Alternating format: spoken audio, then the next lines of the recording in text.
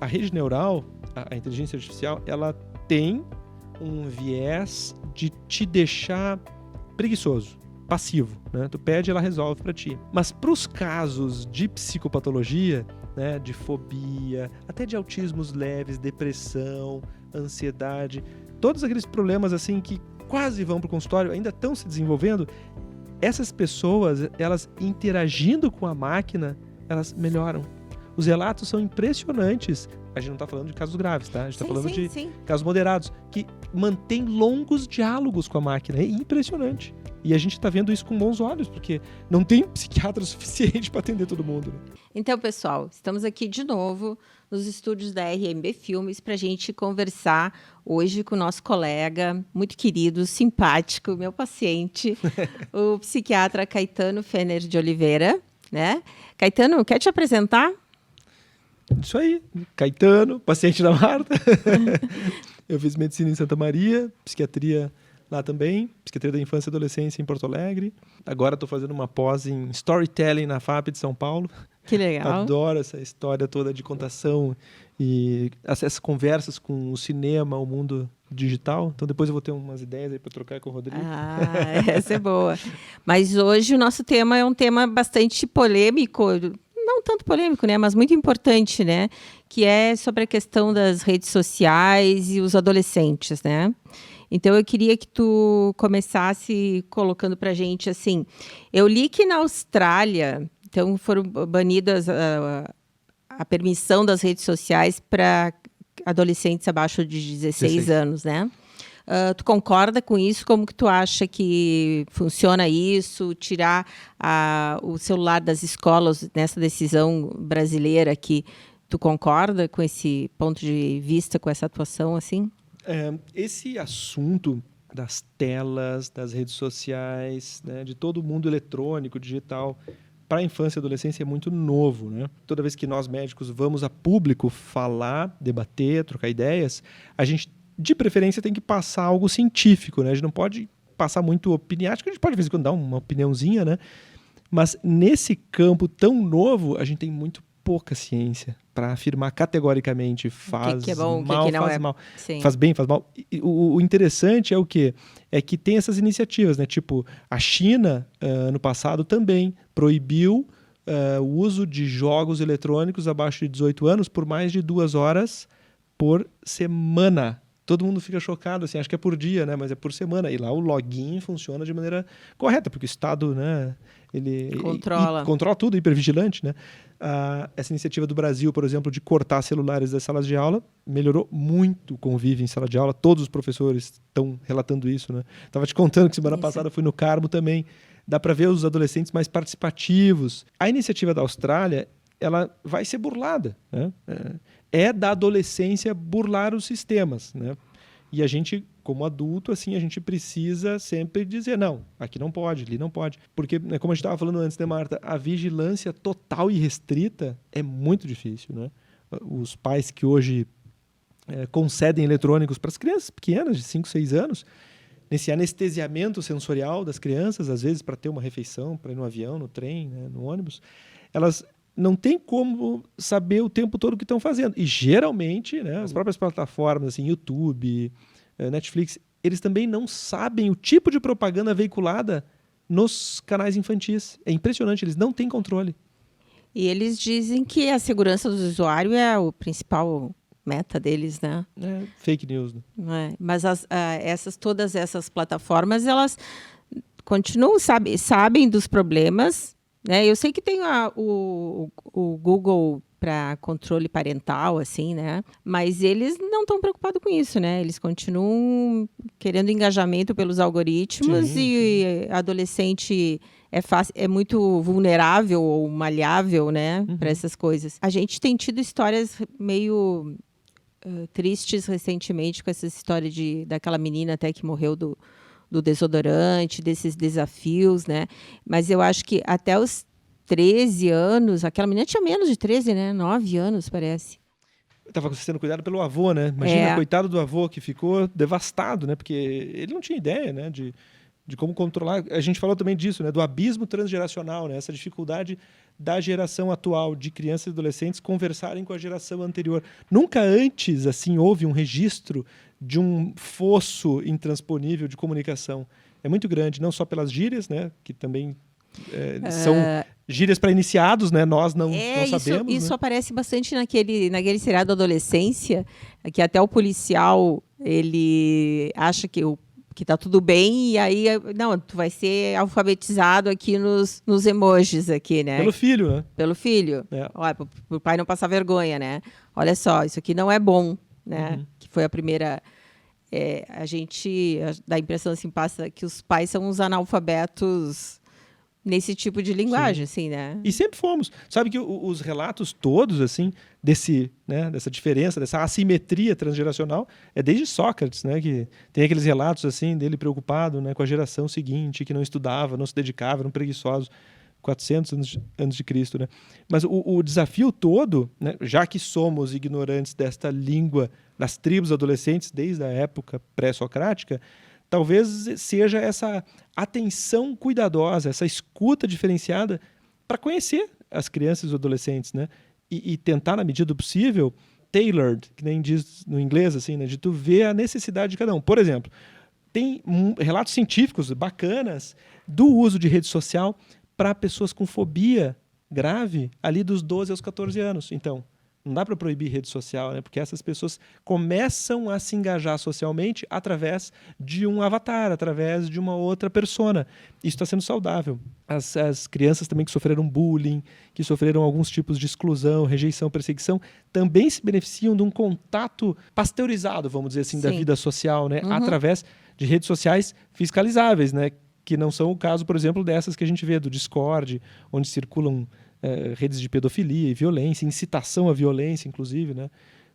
No Reddit também, acho que no Telegram. Tem redes que a gente pode permitir, né? No Instagram, por exemplo, com um pouquinho de controle a partir de 14, para algumas questões, né, peculiares, assim, não para todo mundo o tempo todo, né? E tu concorda que os pais tenham que ter controle, senha, acesso às redes sociais dos filhos, assim, para evitar que... saber o que eles estão fazendo, com quem eles estão conversando, se eles estão nesses grupos, nessas tribos mais perigosas, assim? Sim, isso aí até é preconizado, né? Quando tu assina lá o termo de consentimento, né, de entrar numa plataforma, tu tem que dizer que tu é de maior de 18. Se tu é de menor, tu tem que ter algum outro responsável e que tenha a sua senha. Mas é muito difícil, né? Muito difícil fiscalizar e vigiar o tempo todo. O que se recomenda, assim, nesses casos, então, que a pessoa precisa, né, ter alguma socialização ensaiada no mundo virtual, né? Se recomenda, muitas vezes, do computador estar, não um tablet nem notebook, né? O desktop está na sala ou em algum ambiente de circulação. Sim. Porque o adolescente ele não precisa ser, de fato, vigiado o tempo todo. Ele pode ter a sensação de que a qualquer momento ele vai ser vigiado. É tipo aqueles pardal que tem na estrada, pardal pedagógico, assim, né? Que tu vê de longe o pardal, vou reduzir para 70 aqui, né? Mas ele, de fato, era só um enfeite, um ornamento. Sim, ele não estar isolado com o computador. Isto, né? Com a tela voltada, então, para o ambiente total da família, né? Saiu um livro muito bacana, até depois eu fiz umas anotações ali, trazendo à baila esse assunto, assim, né, do jovem desengajado, desconectado. Esse é o grande problema. Já era um fenômeno que acontecia, por exemplo, nos anos 60, né, quando os jovens nas tribos musicais se enfurnavam, assim, naquelas tocas de coelho e as famílias não sabiam há 2, 3 dias onde é que estavam, né? Também tem relatos, né, de jovens que fizeram isso em literatura, né, de livros, festivais literários. Então, já tem o fenômeno desse isolamento, desse ensimesmamento da juventude, né, dos adolescentes, que hoje em dia está indo até quase 20 e poucos anos. O que acontece agora, né, é com o aumento da geração nem, né, nem estuda nem trabalha, dado do IBGE é 20%, imagina, é que a desconexão aumentou muito. Já existia antes, sei lá, 5%, e agora está passando de 30%. Desconexão é um jeito grande da gente falar assim, jovens que não compartilham refeição nenhuma com seus familiares. Isso é super comum. O que a refeição indica, né, como marcador, né? O hábito da refeição comunal, ele é verbal pré-inscritos nas cavernas, é dos hábitos que fundaram nossa civilização. Então, é algo que fala muito fundo e que está sendo perdido hoje em dia, porque se permitiu, né? Nós, pais, infelizmente, permitimos o acesso de eletrônico à mesa, né? Cada um no seu. Só que isso está errado, né? Isso é uma coisa que a gente pontua bastante nos consultórios, nas palestras, livros, em todo lugar, né? Tentar manter pelo menos esse último bastião do sagrado, né? Sabe que sagrado, quando eu falo de sagrado, as pessoas dizem: "Oi, Caetano é católico, apostólico". Olha, eu acredito em Deus, mas não é desse sagrado que eu estou falando. Eu estou falando de um mínimo sagrado do convívio humano na mesa, ao compartilhar as refeições e olhar nos olhos.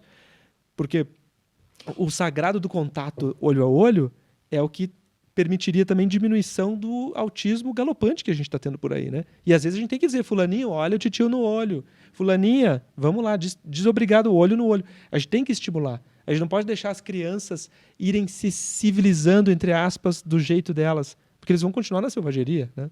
Seja do mundo virtual ou do não tô nem aí pros outros. Quando tu chega a conversar isso com os adolescentes, quando tu dá as palestras sobre refeição comunal, como que eles reagem? Nunca sou obedecido, nunca sou levado a sério. Eu estou acostumado. O nosso trabalho, né, Marta, na medicina, é tipo aquela utopia assim, de defender a paz no mundo, né? Somos a favor da paz do mundo. Sabemos que a paz do mundo é impossível, é inalcançável. Sempre vai ter um árabe, mas a gente um judeu. sempre vai defender. Sempre a gente vai defender a paz do mundo. É. A utopia do contato humano, ela é valiosa, é sagrada, e a gente vai continuar lutando. Num colégio semana passada que eu fui fazer um bate-papo com os adolescentes, todos sem celulares, e eu animado, né? Opa, dessa vez então o pessoal vai estar engajado, conectado, né? Bocejando, né? No mundo da lua. Foi difícil manter a atenção deles, assim, acho que nem, sinceramente, nem a Xuxa hoje em dia ia conseguir captar a atenção deles, assim. Porque a concorrência... Acho que não. A concorrência é muito difícil. Tu abre um tablet, um celular, Marta, a avalanche sensorial colorida é muito mais sedutora. Imagina, nós somos... E a coisa é muito rápida e fragmentada, né? Então, chega tu lá, a mesma pessoa, 1 hora falando, não tem nenhum cortezinho, assim, né? Não, eu faço 20 minutos, 1 hora nada. Eu faço palestra de 20 minutos. Pessoal, perguntas, daí eu começo a fazer perguntas, né? Mas isso de fragmentação... Tem um livro muito legal do Nicholas Carr, chamado Geração Superficial. Muito bom. Esse, dos últimos 10 anos, assim, o melhor livro que sintetiza como a fragmentação ela está destruindo o pensamento complexo. O pensamento complexo, vamos dizer assim, são aquelas frases longas que a gente precisa ter para abarcar a realidade. Porque é inútil eu dizer, está chovendo lá fora. Eu tenho que saber, está chovendo pouco, está chovendo muito, se está chovendo até quando, se tem alguma previsão. Então, quando a gente transmite para o outro uma frase curta, encurtada, né, como as frases hoje em dia estão, ela sempre vai gerar mais mal-entendidos do que uma frase maior. Marta, toma cuidado, pega um guarda-chuva, está chovendo bastante, a previsão é que chova a noite toda. Olha o tamanho da frase, né? Isso transmite muito mais informação do que a comunicação telegráfica, estimulada por uma hipercomunicabilidade hoje de WhatsApp, de pouco tempo, né? Sempre ruídos na comunicação, né? Essas comunicações de WhatsApp com essas frasezinhas rápidas, ou então não bota interrogação, não bota uma vírgula. Não. C. Cedilha morreu faz tempo. É, né? não, vou. É, isso né? aí. Tu não sabe se não, vírgula, vou. E é uma pena não isso. Vou. É uma pena porque daí esse ruído que tu falas, né, que é o que mais acontece no consultório, né? Chega no consultório muitos mal-entendidos entre as gerações e entre os próprios adolescentes. Eles não cuidam mais, porque o que é quando tu tá numa tribo, tu tem uma sensação efêmera de proteção. Eu não preciso me abrir para o outro diferente de outra tribo, eu já estou na minha tribo aqui. Uhum. Eles não têm mais aquele convite que, por exemplo, né, até alguns anos atrás, se conseguia de não. O professor determinou que o trabalho em grupo é do J com o Z, sabe aquela aleatoriedade, sim, aquela randomização do contato humano? Isso é saudável, porque tu faz a gente tolerar o diferente. Seja ele gremista, colorado, esquerda ou direita, isso está se perdendo. Né? As pessoas estão ficando nessas bolhas já precocemente na adolescência. E talvez a solução para isso seja uma profunda reforma do ensino. Né?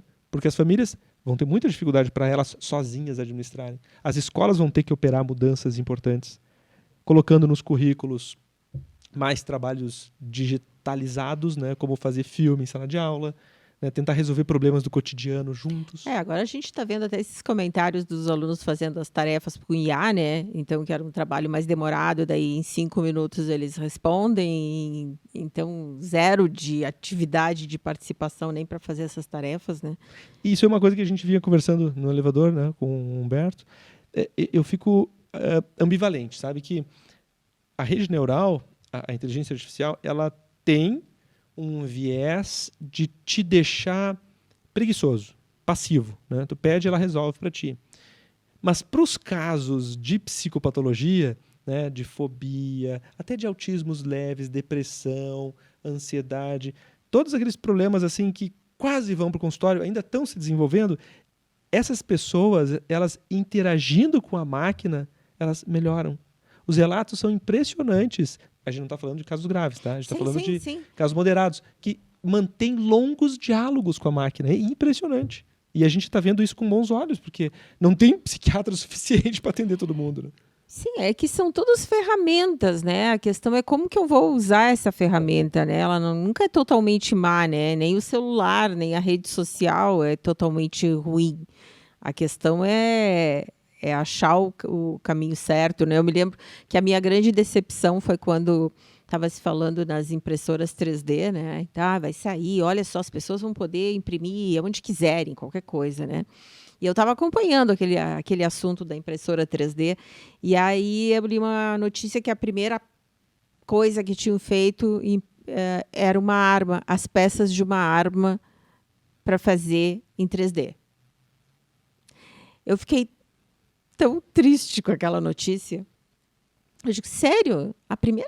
Tanta coisa para fazer com uma impressora 3D, os caras vão montar uma arma, montar as peças para fazer uma arma. E é muito antigo isso em nós, né? Tem registros arqueológicos de martelo e machadinho. Que coisa, né? Isso é um negócio muito mais profundo, né? Mas aí, tempos depois, eu vi uma matéria que me deixou daí super feliz. Eles tinham usado um exame de ressonância 3D e imprimiram o feto por uma mãe cega. Conseguir entender e sentir o bebê que ela tinha na barriga.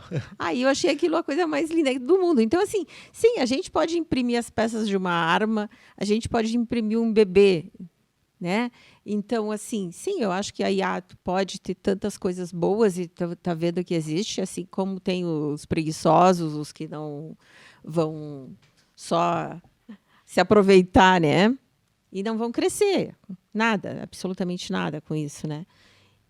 Tirando, claro, a questão da apropriação cultural, né? Que a gente discute muito também em casa sobre isso, né? Porque é um banco de dados, né? Aí é outra história.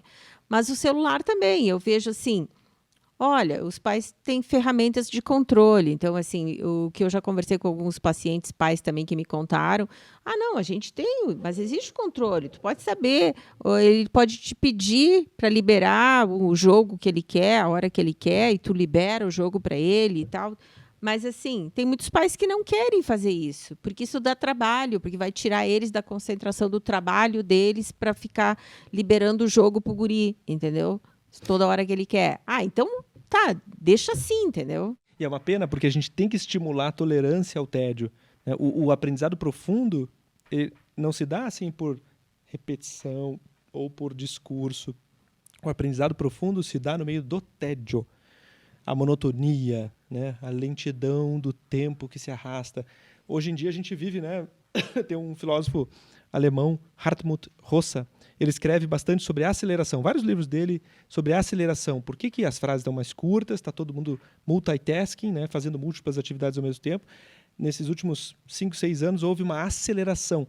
É como se a vida tivesse que ser resolvida rápida e de maneira eficaz em pouquíssimo tempo. Olha que interessante.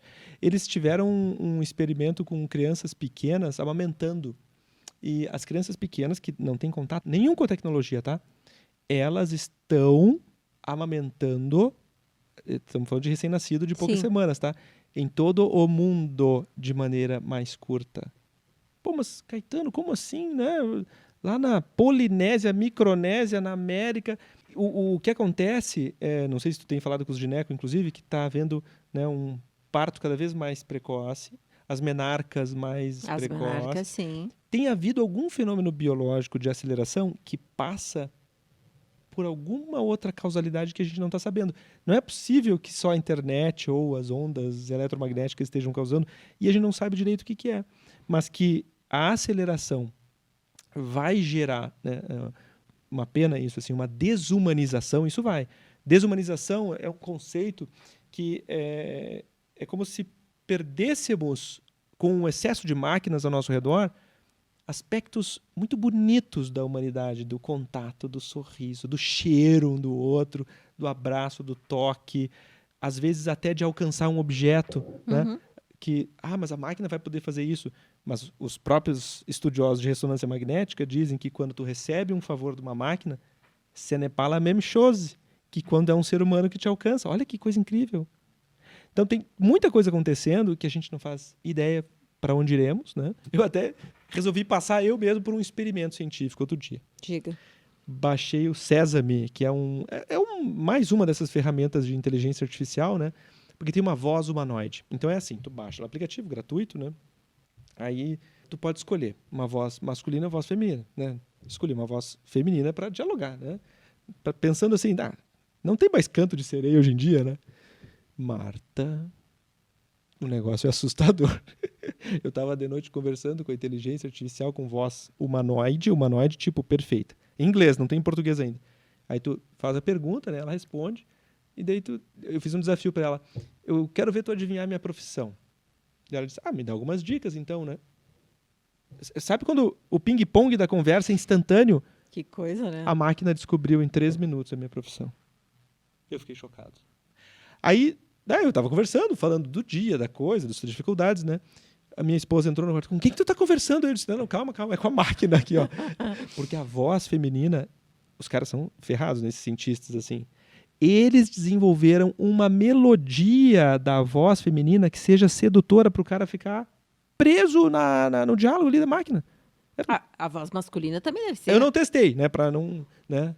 Não testei, mas é de se testar. E 2 semanas depois, eu vou ver de novo agora o que aconteceu. Ela lembrava de tudo que eu tinha falado. Eu vou perder meu trabalho.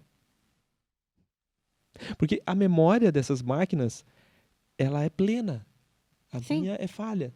E como a gente vive hoje uma intolerância às imperfeições humanas, né? Imperfeições, eu estou falando no sentido amplo, né? Sim. Intolerância de rugas, todo mundo tem que fazer botox. Intolerância de atrasos, que são questões humanas, né? A máquina não atrasa. Intolerância das imperfeições verbais, porque enquanto eu conversava com essa Maia, o nome dela, né? Desse flerte virtual que eu quase tive, quase perdi meu casamento. Não, a Ana Paula é psiquiatra, ela entendeu. A Ana Paula entende. Isso, ela entendeu que era um experimento científico sério, entendeu? Uma coisa tranquila, né? Sem sentimentos, né? Mas a questão toda que a gente está lidando, né, é que mesmo nós já vividos por várias revoluções, não temos como saber para onde vai parar. E em muitos aspectos está sendo positiva, né? Porque a gente falava de companhia para as pessoas muito solitárias, estímulo intelectual para pessoas que têm aquela faísca genial, assim, porque os gênios eles são muito solitários, mas eles precisam ter alguém para dialogar, né? E a inteligência artificial, nesse ponto, é um bom ping-pong para eles. Tu vê, né? E também tem tanta IA aí, né? Como é que será que os adolescentes vão usar essas ferramentas aí? Eles estão usando já também, né? Aí a gente falou para a escola, ali para fazer trabalho de aula, né? Eles já vão fazer usando a IA. Daí, bom, isso já vinha antes do tempo da Wikipédia, né? Mas eu acho que agora acelera. Mas se eles não têm o celular na sala de aula... Já ajuda bastante. Já ajuda bastante, né? Mas sabe que, assim... Como que tu vê isso? Não, exato. Eu fui me enfurnar naquele livro Nexus, do Yuval Harari. O Yuval Harari é aquele israelense, historiador, que escreveu o Sapiens, Sim. o Homo Deus. Sensacional. Esse último livro dele do ano passado, Nexus, É muito bom. Ele conta, assim, diversas histórias incríveis. Uma delas é o quê? Que, né, a gente já estava deduzindo isso. O algoritmo, ele não é neutro. Dependendo do programador e do que tu alimenta a rede lá interna, o algoritmo vai te levar para um lado ou para o outro. Pelo menos eles tiveram assim a lucidez de colocar alguns comandos básicos de sempre tentar ajudar a pessoa a evitar o suicídio. Olha que incrível isso. Sensacional. Então, qualquer inteligência artificial que tu converse hoje, jamais ela vai te dizer, vai lá e faz tal coisa assim horrorosa, né? Só que, claro, a gente está falando das conhecidas, né? A gente não sabe, daqui a pouco vai surgir uma outra aí, né?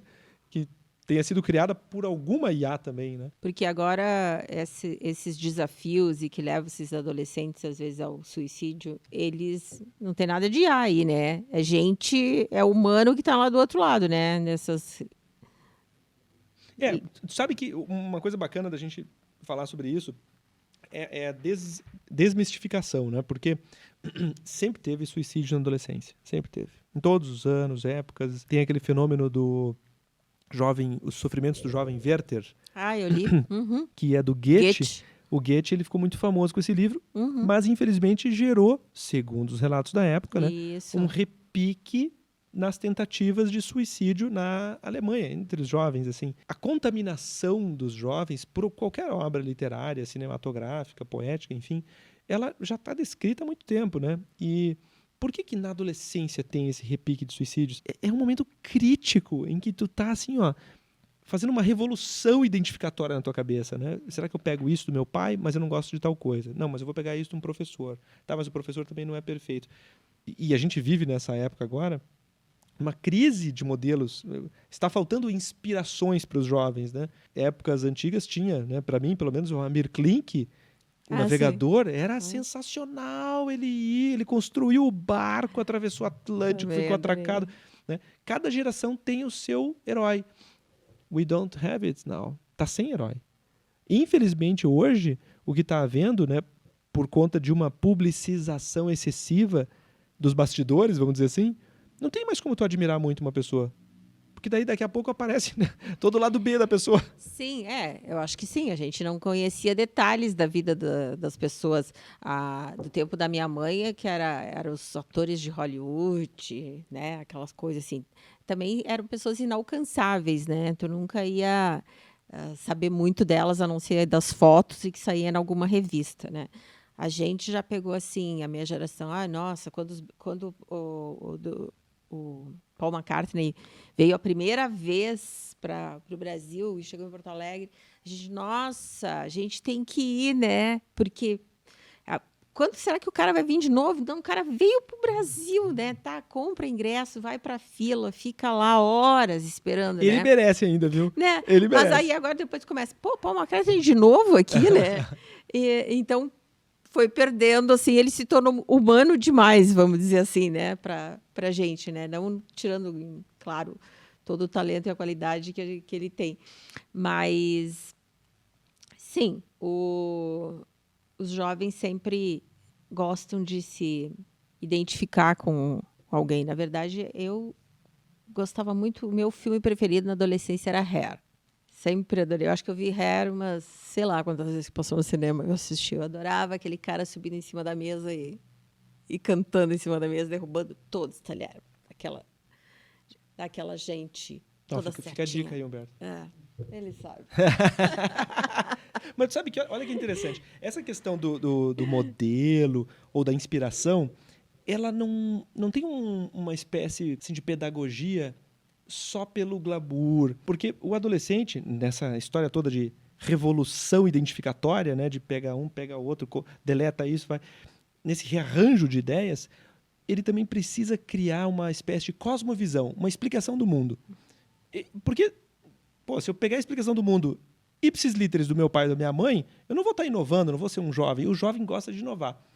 As narrativas de um Hair, ou dos Beatles, ou das músicas, eram narrativas que ajudavam o jovem a construir uma espécie de visão de mundo, seja, né, ecológica, ou comunitarista, ou de paz absoluta.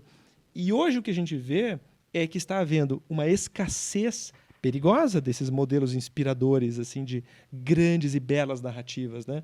Declínio que a gente observa, não é do patriarcado, mas das figuras de autoridade.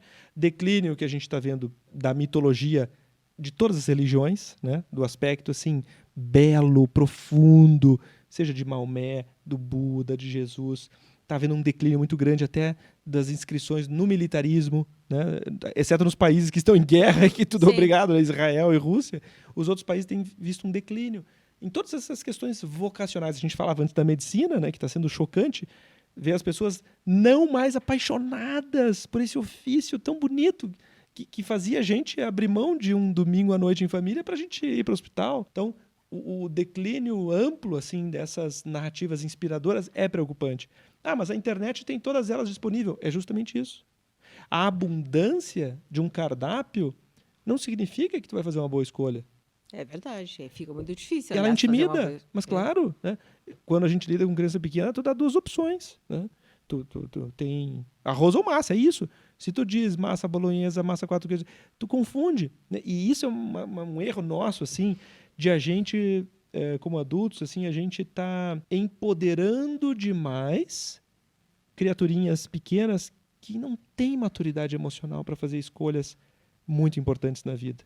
Eles precisam errar, né? Eles precisam tropeçar e aprender com os tropeços. Por isso que o excesso de vigilância não é bom, né? Das redes, sim, mas em casa não. É bom deixar solto, fazer umas estripulias, né? Toda vez que a gente fala do parenting, como é que é? A parentalidade de helicópteros, né? De pais que ficam rodopiando em torno, isso gera adultos inseguros. Tu tem que deixar a pessoa aí fazer um mochilão um dia, né? De preferência antes dos 18, porque daí, né? Aprende, né? Com os erros. E é uma pena que esteja acabando, né? Ou diminuindo também, porque a gente ouve falar algumas comunidades assim que estão ainda estimulando isso, né? Do jovem ir para o mundo, né? Sair de casa e descobrir, não ficar só atrás da tela de computador, porque a vida lá fora é tão interessante, né? Não, verdade. E tem muito protecionismo, né? E a gente, eu vejo que está mais ainda. A gente acredita muito na psiquiatria, assim, no debate de bons argumentos, né? Porque o bater na mesa não pode, né? Aqui quem manda sou eu, não pode mais, né? Você sabe com quem você está falando também não adianta, né? Mas no debate de bons argumentos, é possível desconstruir esse tipo de fala. Eu vejo isso o tempo todo de colegas, excelentes colegas, assim, psiquiatras, psicólogos, excelentes terapeutas na cidade que a gente tem aqui em Caxias, conseguirem desmontar essa soberba, né? De alguns, geralmente, mais pais do que mães, né? Porque a arrogância masculina ela é um pouco mais dura, assim, sabe, de ser mudada, né? Mas isso também dá para ser desconstruído no consultório. É bacana de ver, sabe? Eu não sou pessimista nesse ponto. Assim, eu já vi pessoas sensacionais chegarem chutando a porta no consultório e tempos depois, não 20 anos depois, tá, Marta? Não tanto. Não. Alguns anos, talvez. Né? Depende da frequência, porque se vem 2 vezes por semana, a gente consegue fazer uma mudança mais rápida, né? Saírem pessoas incríveis. E o objetivo não é, né, na base do autoritarismo, lacrar, né? O objetivo é fazer outra pessoa pensar. Ainda mais no papel de pai e mãe, que são eles os estimuladores de pensamento com os filhos, né? A gente tem que estimular o tempo todo que se crie um pensamento crítico, né? Porque a monocultura que a gente vive hoje, monocultura é tipo assim, todo mundo tem que, sei lá, torcer para tal time, votar em tal candidato ou seguir em tal rumo. Não, a gente precisa estimular o pensamento independente. Mas para isso, nós como médicos temos que dizer, de um jeitinho ou de outro, né? O pensamento crítico é importante. Vamos empoderar também os pais, né? Bom, concordo plenamente contigo. Não serem, né, só a horda que segue. A gente tem que estimular as pessoas a fazerem uma autocrítica, né? Porque geralmente tem isso, viu? Esse troféu da infância é porque a sua própria infância não foi muito legal. E eu sei que não é o espaço, né? Na clínica, tu acaba sendo uma boa terapeuta para muitos, mas, né, no consultório, Marta, é impressionante. Quando tu dá esse espaço, vem relatos assim, ó, de infâncias muito violentadas. Por isso que eles acabam precisando assim, ó, a minha filha é uma princesa especial, linda, é ela que tornou a minha vida especial. E às vezes a pessoa, né, precisa muito disso, né? para seguir lutando, seguir vivendo. Sim, mas às vezes assim, eles são mesmo só mesmo arrogantes assim, eles acreditam piamente que aquela criatura, aquele ser já é mais evoluído. Mas eu acho que vejo que assim, às vezes é uma adoração mesmo. As avós, principalmente, são assim, né? O meu neto com 6 meses já faz isso, faz aquilo, né? Que o meu filho não fazia. Eu digo, às vezes as crianças não fazia porque as crianças eram amarradas até o primeiro ano, ficavam num quarto escuro lá, os bebês, então não eram estimulados, né? As crianças também estão sendo mais estimuladas. Mas eu vejo, assim, no geral, que hoje eu acho mais fácil atender criança e fazer exame do que há 30 anos atrás, quando eu comecei, assim, né? Então, tinha pouca criança que ia para a pré-escola.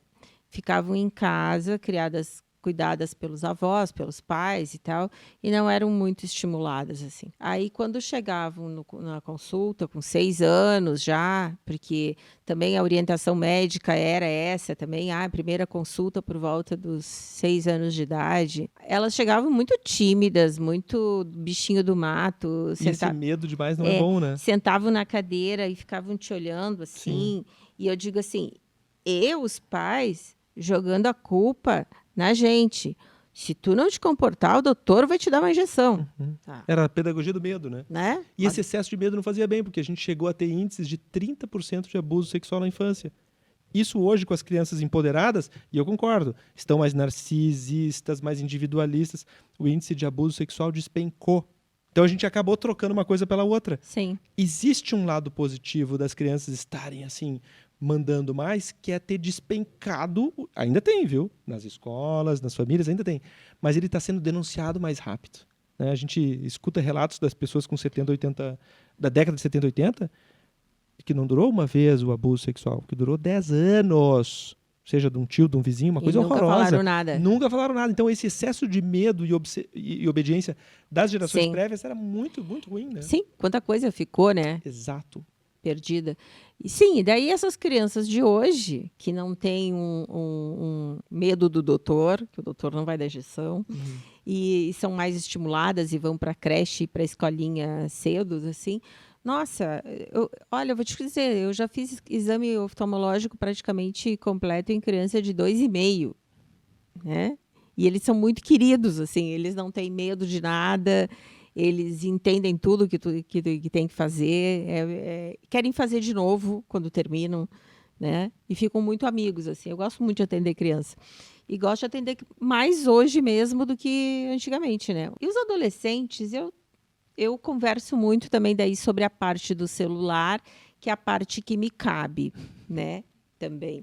Que é a parte do uso das telas, do tempo de tela, né? Nem tanto no conteúdo, mas com o uso do eletrônico mesmo, na questão da postura, né? Porque na questão da miopia, que a gente tem essa preocupação hoje na progressão da miopia, porque realmente é alarmante, né? Assim, hoje a gente tem, olha só, mesmo que os pais não tenham miopia, nenhum dos pais, a criança tem 25% de chance de desenvolver miopia pela questão comportamental e ambiental. E tudo que vem junto com isso, né? Da desurbanização, da quebra do contato humano, desconexão. Sem entrar na parte, só ficando na minha parte de oftalmologia aí, de enxergar mal para longe, né? E as complicações das altas miopias. Mas sim, aí e todos eles é muito difícil. Tu tá falando e eles estão com o celular na mão, né? Tem uns que sentam assim, e às vezes até nem tão adolescentes assim, né? Termina a conversa, aliás, termina o exame e a gente vai sentar para conversar. Enquanto eu sento, pego a caneta e pego o receituário, eles já abriram o celular. Mas é interessante a gente e estão conferindo assinalar alguma coisa. Não, assim, ó, é terrível. A gente se sente, às vezes, assim, de mãos atadas. Mas o legal é convidar para o contato visual. Eu não sei se tu te lembra de uma... ela é uma... Depois vocês me ajudem. Não sei se é russa, ucraniana, bielorrussa. A Marina Abramovic. Ela era uma espécie, assim... Ainda está viva, né? Mas ela acho que faz bem menos intervenções hoje. Ela fez uma intervenção um dia em que ela se dispunha sentada numa cadeira e as pessoas faziam fila para ficar sentada e ela olhava muda nos olhos da pessoa, assim, prolongadamente, por vários minutos.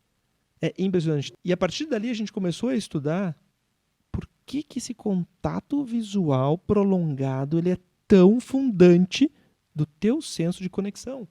Porque eu posso dizer assim, mandei o WhatsApp para a Marta, a Marta é minha amigona aqui, olha. Mas quanto tempo tu passou no olho a olho com ela? Pouquíssimo. E é fundamental. Tem relatos, né, das pessoas que iam nessa intervenção da Abramovich e começavam a chorar as pessoas sem terem trocado uma palavra. Porque ela tinha uma postura corporal, não era de intimidação, não era de investigação, era uma postura corporal tranquila. Tô te abraçando com meus olhos. Exatamente. Com o meu olhar. E parece que numa certa ocasião lá, sentou ali, para surpresa dela, um antigo namorado dela, que fazia, sei lá, 20 anos que ela não via. E ela sentou e olhou assim, ela sorriu. É tão bonita essa cena. E aí, né, ficam minutos se olhando sem trocar uma palavra, Marta. É tocante essa experiência do olho no olho. E aí, a Abramovich começa a lacrimejar. Só com o contato visual. Olha que incrível isso. Não é por nada que fala que os olhos são a janela da alma, né? Saiu um outro livro muito bom de um jornalista do New York Times chamado Max Fisher. O título do livro é um calhamaço assim, ó, A Rede Social. Esse cara foi a fundo, tanto no Facebook, Instagram e no Google, né? O que aconteceu de 2 anos para cá com o advento da IA, da inteligência artificial? Eu não sei se vocês viram, aumentou exponencialmente as demissões no mercado de trabalho americano de TI. Mas assim, ó, são layoffs. Eu li sobre isso. São assim, ó, 200? Não, são 2.000, 5.000 funcionários demitidos. Tudo sendo delegado agora para a IA, para a máquina resolver. Os projetos de fiscalização, né, de fake news, por exemplo, são feitos pela IA. E a IA, nesse ponto, ela foi alimentada, treinada para deixar o engajamento e até um ponto. Quando as autoridades, né, veem, tá demais, aí eles dão uma diminuída. Mas eles precisam ter discurso de ódio na internet, porque ódio gera engajamento, né? Se tu tem uma florzinha, tu vai ter 3 likes.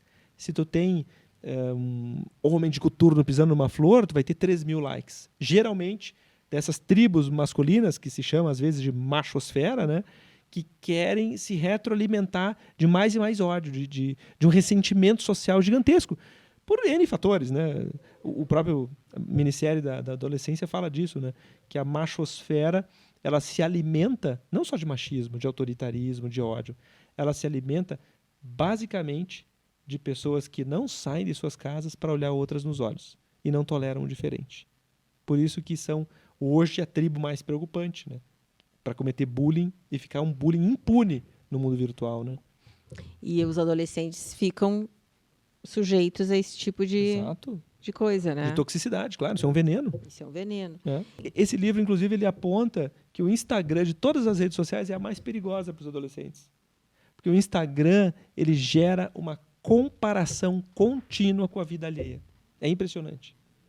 Não tem nenhuma outra rede social mais deletéria, né? Tanto que ali no Max Fisher ele coloca assim, que tem estudos, eu não sabia disso, estudos de psiquiatras americanos mostrando que o Instagram aumenta a suicidalidade. Suicidalidade não é a eficácia, e sim o risco de suicídio, né, dos jovens. Porque o Facebook eu acho que a gurizada não usa mais. Que outras redes, assim? O WhatsApp é uma rede de comunicação. O Snapchat, né? O Twitch, de transmissão de jogos online. É Twitch que se diz, né? Twitch. Isso, exato. O TikTok, assim, eu tive que entrar. O TikTok. Eu tive que entrar, assim, para saber do que estavam falando. Eu não gosto É de uma TikTok. cachaça. Não entra. Não, eu tenho, mas eu não consegui navegar naquele negócio, entendeu? Tu tem que ir atrás de poetas, filósofos. Não, eu tento... Né? Não, é que nem o Instagram. O Instagram, quando a gente vê, desviou, né? Quando tu vê, tá só vindo uma coisa pra ti. Daí eu vou lá, trago o Museu do Prado de novo, trago as minhas coisinhas de novo. O Prado é maravilhoso, né? Eu gosto de manhã cedo de assistir os vídeos que eles têm. Tem umas palestras de neurociência também e leitura da arte, assim, de qual é o cérebro, como funcionava o cérebro daquele pintor. Uhum. Tá? Tem um que eles fizeram sobre Velázquez, que é o quadro das meninas. Que Sim, famoso. Maravilhoso. Gigantesco. E eu gosto Ele muito... tá no quadro. Ele tá no quadro? Ele tá pintado. E aí tem um cara que interpreta a postura dele... Uhum. no quadro, que ele está assim, né?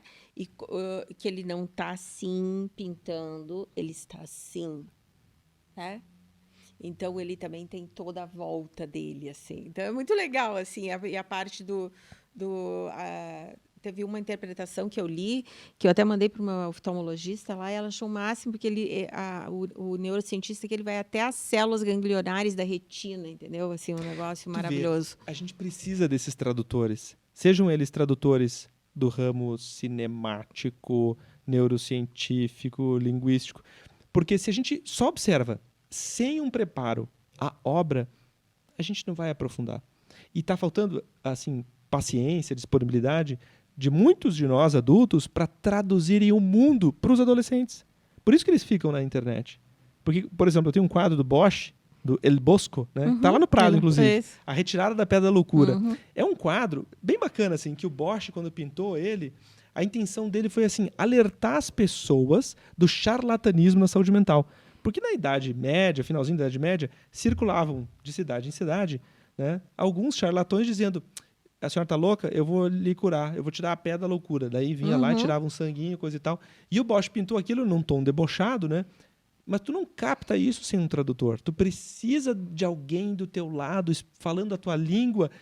E quando eu explico isso para os adolescentes, tem uns que dizem assim no consultório: nossa, que legal! Eu vejo o sorriso pela primeira vez. O encantamento.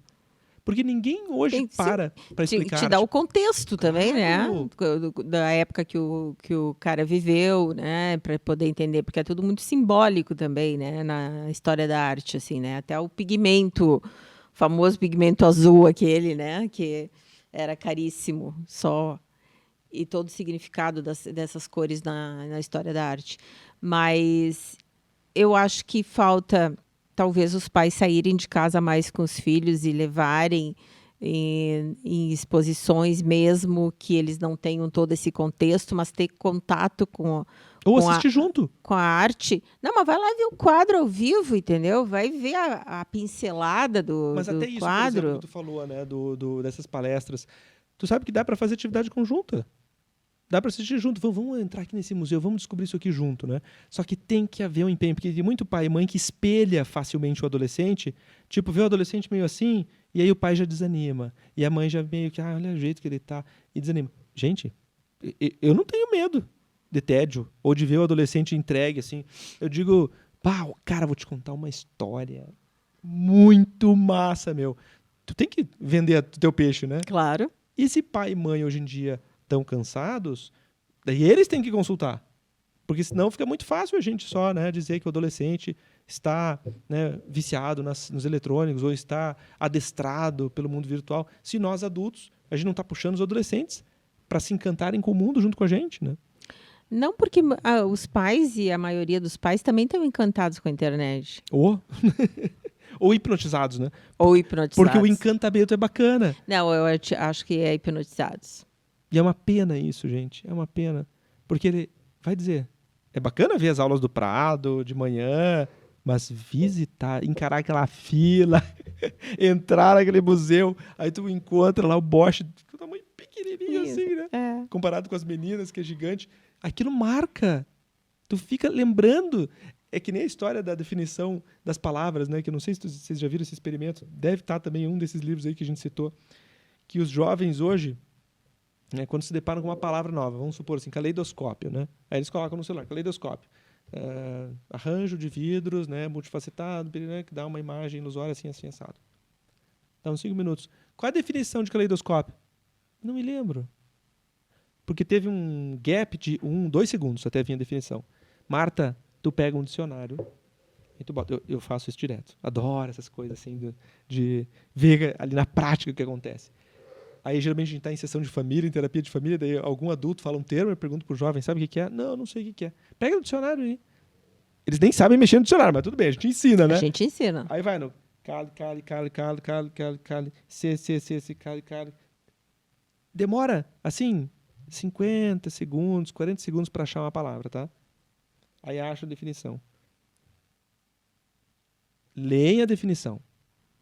Essa definição que demorou para chegar, ela vai ficar mais gravada na tua memória do que aquela que foi instantânea. Ah, com certeza. Parece óbvio para nós, né? Parece. Mas com os adolescentes, quando a gente explica isso para eles, eles ficam assim, por isso que a minha memória tá ruim, por isso que eu não lembro nada na hora da prova, ou a abundância de TDAH, de déficit de atenção, tem a ver também com essa hiperdisponibilidade. Tá muito fácil a informação. Você lembra para obter conhecimento na nossa época? Meu Deus do céu! Era só 3 livros da biblioteca. E a gente trovava para levar um quarto. Não podia, só 3 livros. Tinha que devolver uma semana depois. Xerox era dificílimo. Infelizmente, a internet não foi assim um canal de aprendizado como prometeu. Poderia ser melhor utilizado se deixasse um pouquinho mais o suspense antes de já tirar a roupa. Sim. O suspense é importante. Se desnuda-se a informação rápido demais, ela fica banal. Ela não vai cristalizar. E aí o que fala muito é dos adolescentes sem foco, assim, né? Que realmente não se concentram, têm dificuldade de aprendizado. O legal da gente refletir tudo isso é para a gente também fazer uma dieta sensorial. A gente não ficar nesse hiperconsumo calórico, né? Porque existe uma obesidade mental de excesso de informação, que as pessoas acham que excesso de informação é inteligência, só que não é. Inteligência é tu saber criticar o que tu acumulou e selecionar. A gente não vai acumular informação forever. Vai ter uma hora que a gente vai esquecer a primeira informação.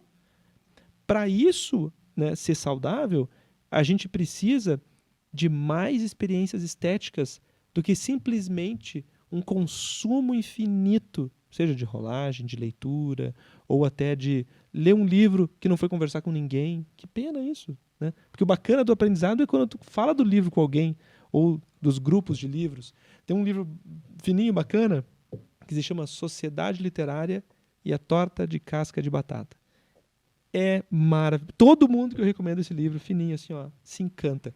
Porque estimula, como foi ali no final da Segunda Guerra Mundial, numa ilha no Canal da Mancha, a criação desses momentos comunitários, de ler livro em grupo. Isso é transformador. Bom, mas quando as famílias, no início do século XX ou final do século XIX, que não existia televisão, o lazer era a ler em grupo, até porque às vezes nem todo mundo era alfabetizado, isso, né? E lia, então alguém lia, né? E esse era o passatempo da família, né? Todos sentados em grupo, ouvindo um livro, alguém contando, lendo o livro, né? E depois comentando. E depois comentando. Que é aquilo do tradutor, né? De ter alguém que faça uma chave de leitura para a gente aprender junto, né? Agora, realmente, né?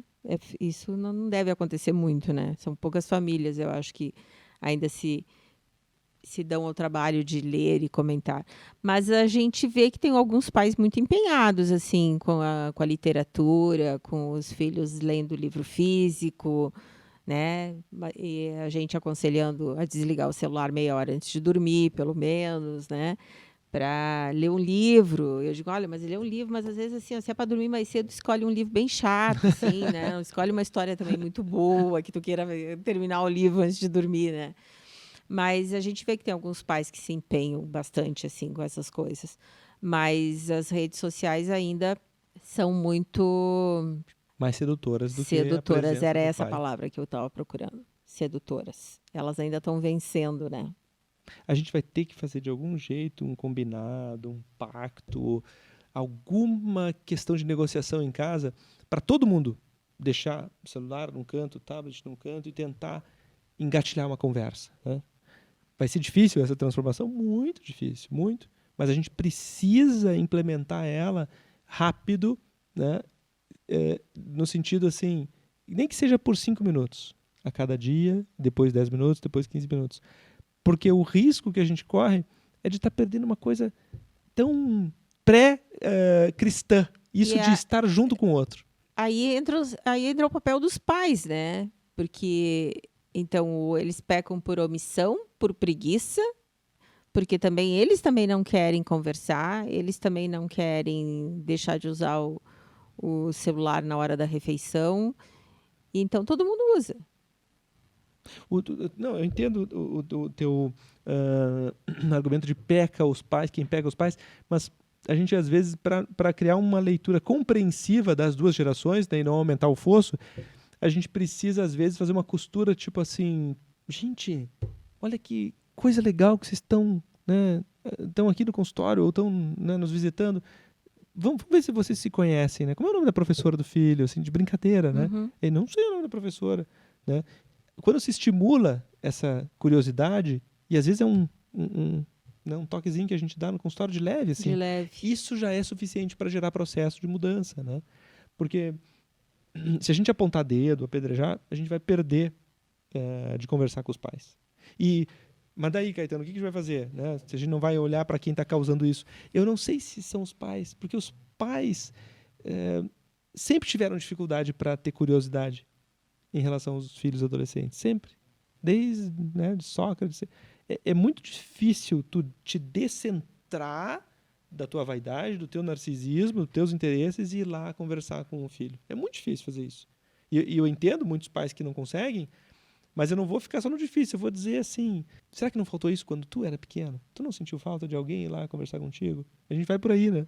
Tentando resgatar a conversa das gerações. Geralmente teve, né? Dificuldade. Assim, ó, é que nem a gente estava falando da violência no meio médico, né? Institucionalizada. Né? De repente a gente tem que parar com esse ciclo da violência. Né? A identidade masculina, assim como a identidade médica, ela é calcada em grosseria. É calcada. Tanto que tem muito homem que diz assim, ó, mas eu apanhei, era normal. Né? Essa lei da palmada eu não entendo. Porque a pessoa está identificada. Já ouviu falar daquela síndrome de Estocolmo, né? Sim. Isso ocorre na medicina ou no desenvolvimento masculino como tácito. Não. Eu tenho que mandar e o paciente tem que obedecer. Isso vem de violências que a gente sofreu no processo formativo. Assim como nós, meninos e homens, nós vimos cenas de grosseria em maiores ou menores medidas e a gente meio que perdoa porque isso é coisa de homem. Né? A gente não fez uma releitura. Releitura não é assim, ó, pai, tu errou, avô, tu errou. Não. Releitura é, puxa, eu vou tentar fazer diferente. Agora, aí talvez a gente acabe indo para uns pais aí talvez muito permissivos, assim. No extremo, sim. Né? No Sai extremo. daquele pai que era o pai violento, o pai que batia, o pai que não conversava mesmo, e na mesa era ele que mandava, para esse pai completamente tanto faz, né? Que não se interessa mesmo pelo filho. Eu não sei o que é pior. Não, os dois modelos são ruins, né? Ainda bem que a média estatisticamente é mais frequente que os extremos, né? Na curva de Gauss, no sino de Gauss. Sim. Ainda bem, né? Porque senão a gente teria mais problemas, assim. A função paterna é um tema que, assim, ó, eu adoro estudar. Tem um autor chamado Massimo Recalcati, ele é italiano, é um psicanalista. Ele escreve muito sobre isso. E o último livro dele, O Complexo de Telêmaco, é bonito. Telêmaco é aquele filho do Ulisses e da Penélope que espera o pai voltar. Olha que coisa incrível. E realmente, assim, muitos homens, adolescentes, que esperam o pai voltar ao seu normal, assim, sabe? Esse é o gancho que o Máximo Recalcati faz. É belíssimo o livro. Porque, às vezes, não é nem a mãe que vai conseguir fazer o pai voltar ao normal, tipo, sair da crise, sair, né, do boteco, ou sair daquela função de patriarca, hostil, amedrontador, o Thanos, né? Dos Avengers. É o menino que faz o pai se tornar homem. Os exemplos que ele dá no consultório dele na Itália são incríveis, assim, é de dar esperança, sabe? E a gente está vendo. Tem um outro muito bonito, esse é mais americano, mais científico, né? Que eles estão medindo a ocitocina desde os anos 60, parece, nos Estados Unidos. Esse é bem legal. Em vários estados americanos, né? E a ocitocina é aquele hormônio mais ou menos ligado à ternura humana, né? Porque nas mulheres ajuda a produção do leite, né? Ajuda a mulher a ficar com mais aconchego com o bebê. Nós, homens, também temos. E ela aumenta se a testosterona baixa e vice-versa, né? Segundo uma leitura bem grosseira. Desde essa década que eles estão medindo, a ocitocina no sexo masculino, em todos os estados dos Estados Unidos, pena que a gente não tem isso no Brasil, né? Ela está aumentando paulatinamente. Então, está aumentando na população a ternura masculina. Olha que coisa incrível. Pois é, uma boa notícia, né? Mas ninguém sabe explicar por quê. Eles tentaram identificar tudo que tu pode imaginar. Penalização de condutas masculinas. Não, porque teve estado americano que não aprovou, teve outro que não aprovou. Aborto, porque tem mães que criam filhos não desejados gerariam filhos homens violentos.